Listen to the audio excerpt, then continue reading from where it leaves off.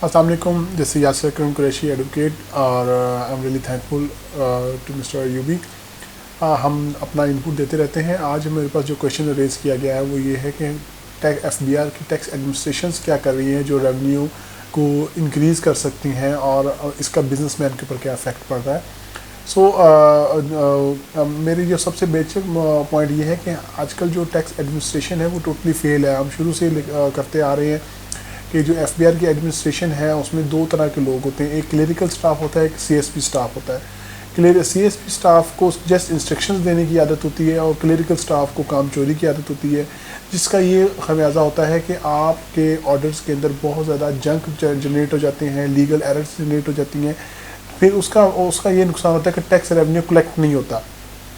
दूसरी तरफ क्या होता है कि जो आपकी एडमिनिस्ट्रेशन होती है वो फिर इंक्रीजिंग ऑफ टैक्स करती है, टैक्स के रेट्स इंक्रीज़ कर देते हैं, एग्जाम्पशंस ख़त्म कर देते हैं और डिफरेंट एरिया ऑफ सेक्टर्स को डिस्टर्ब करते हैं, जिससे ईज़ ऑफ डूइंग बिजनेस जो डिस्टर्ब होता है, cost of doing business increase हो जाती है और टैक्स पेयर जो है वो अनसर्टन हालात के बावजूद बिज़नेस में जो उसका मार्जिन है वो रिड्यूस हो जाता है, जिससे ये होता है कि बिज़नेस से लॉस हो जाते हैं। और इसका सबसे बड़ी एग्जांपल ये है कि पाकिस्तान के अंदर कोई ऐसा बड़ा ग्रुप या ऐसा बड़ा प्रोजेक्ट नहीं है जो मेड इन पाकिस्तान हो। हम 80% चीज़ें जो इंपोर्ट यूज़ करते हैं, हम अपनी फूड चेन देख लें, हम अपनी इलेक्ट्रॉनिक आइटम्स देख लें, हम अपना जो है क्या कहते हैं ऑटोमोबाइल इंडस्ट्रीज़ देख लें, इवन के हम अपने सर्विसेज भी एक्सपोर्ट करने में जो है ना वो फेल हो चुके हैं। उसकी रीज़न सबसे बड़ी एग्जांपल ये है आईटी सेक्टर। अब गवर्नमेंट ऑफ पाकिस्तान ने आईटी सेक्टर को एग्जेम्पशन दी और हमने उसको जो है ना वो क्या कहते हैं बड़ा अप्रिशिएट किया, पर उसका हर नुकसान ये हुआ कि जब भी आईटी कंपनी एफबीआर के पास एग्जेम्पशन लेने के लिए जाती है तो उसको एक लंबी लिस्ट दे दी जाती है कि आप सॉफ्टवेयर एक्सपोर्ट बोर्ड जाएँ, आप चैम्बर में जाएं, आप ये देखें, आप अपनी कैटेगरी डिफाइन करें कि आप सॉफ्टवेयर हाउस हैं, सॉफ्टवेयर प्रोवाइडर हैं, मैन्युफैक्चरर हैं और क्या चीज़ आप एक्सपोर्ट कर रहे हैं।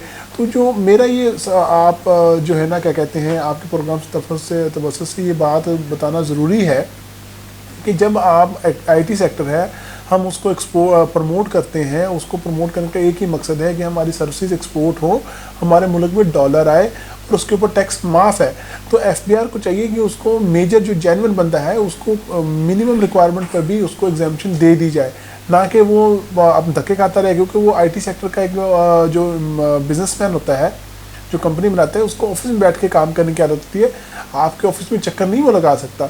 So it is my humble submission कि आप उसको प्रमोट करें। और दूसरी बात ये है कि जो आप आए दिन एग्जाम्पशंस पे एग्जाम्पशंस ख़त्म कर रहे होते हैं, वो आपको चाहिए कि आप लॉ की लेजिस्लेशन के बगैर अपना जो जुडिशल माइंड अप्लाई ना किया करें। और इसका सबसे ज़्यादा नुकसान ये होता है कि एक ऑफिसर है जो सीएसपी है और उसके पास एक एप्लीकेशन आती है या कोई ऑर्डर करता है टैक्स कलेक्शन के लिए, जो ऑर्डर करता है तो उस ऑर्डर के अंदर वो कुछ लीगल एरर छोड़ देता है, जिसका फिर बीइंग अ कंसल्टेंट हम कोर्ट्स में जाके उसका फ़ायदा लेते हैं और वो जो है ना ऑर्डर नल एंड वॉइड हो जाता है।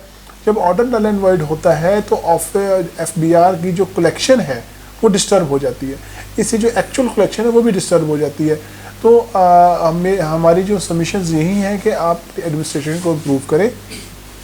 आज कोई भी ऑर्डर जो है उस ऑर्डर को आप उसके ऊपर इतना प्रेशर ना डालें कि वो ऑर्डर को हरी के अंदर कर दे, उसको तमाम लीगल टूल्स को अडॉप्ट करने के बाद ऑर्डर करें। और इसके साथ साथ में एक मोस्ट इम्पॉर्टेंट जो टॉपिक आजकल हमारा हॉट इशू बन गया है वो 7E की एग्जेम्पशन है। 7E की जो एग्जेम्पशन थी ऑनरेबल हाई कोर्ट ने वो हमें एग्जेम्प्ट किया हुआ था पंजाब को, वो आईसीए में एफबीआर के हक में फ़ैसला आ चुका है और कल एफबीआर ने अपना एक नोटिफिकेशन जारी करके उस 7E की एग्जेम्पशन को भी ख़त्म कर दिया है।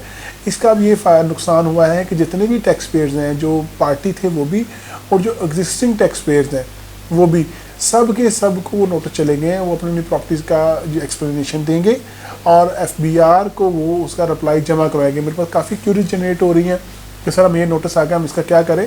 तो उनके लिए सबके लिए ये एक मैसेज है कि वो अपना जो है उस नोटिस का रिप्लाई दें, अपनी प्रॉपर्टीज़ को 7E के मुताबिक अपना रिप्लाई सबमिट करें।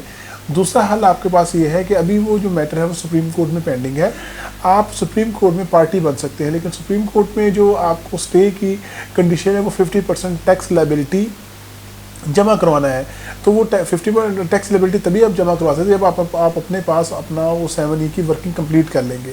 सो हम अपना इनपुट सब देते रहेंगे। So nice of you, thank you. देखिए प्रोग्राम टैक्स और अवाम अफजल अयूबी के साथ।